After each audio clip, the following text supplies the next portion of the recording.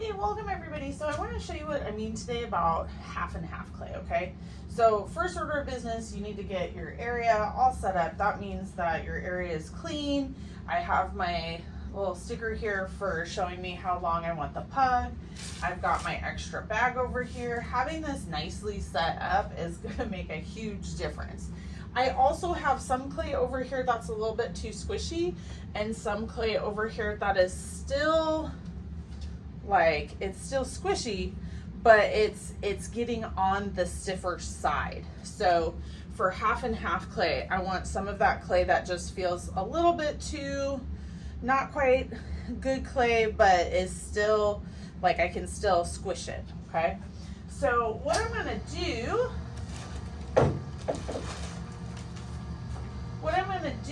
is once I've got all this set up and ready to go, I'm gonna put a little bit of the clay that is too dry in there, and then I'm gonna get part of the clay that's too squishy, and then I'm gonna get another chunk of the clay that feels a little bit too dry, and I'm gonna layer those,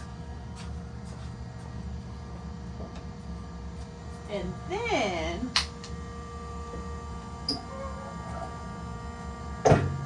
I'm gonna pug it through.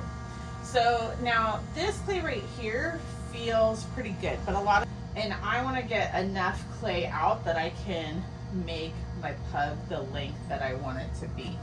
So I know I put in a little bit of the drier clay last, so I'm gonna put in some of the stiffer clay, or the squishy clay. So you alternate between squishy clay and stiffer clay, and then squishy clay, and then this slightly stiffer clay. Okay, now if it's like this is too stiff, like I can barely squish it, don't use that. You want to make sure that it's still like viable clay. You can't just run super leather hard through the pug mill, okay?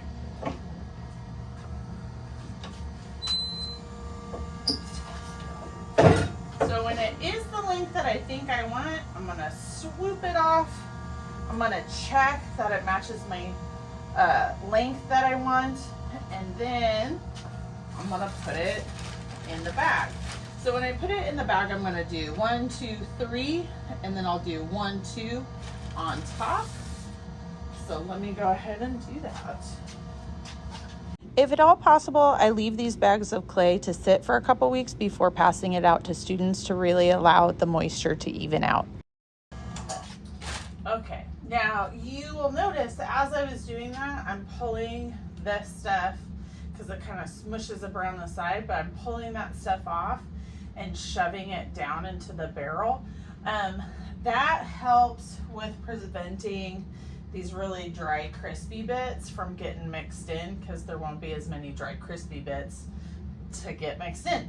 So now that I have my 5 pugs, 3 on the bottom, 2 on the top, now because I made it this length, I can really twist it and tuck it underneath, and there's enough of the bag to hold it shut. So that's really important, because a lot of times students will either make it really short and then it's hard to stack, or they'll make it so long that you can really only twist like this much and tuck just a little bit, and then as soon as you put it down there, it starts to untwist, and that just means more work because it'll dry out again. So we don't want to do that.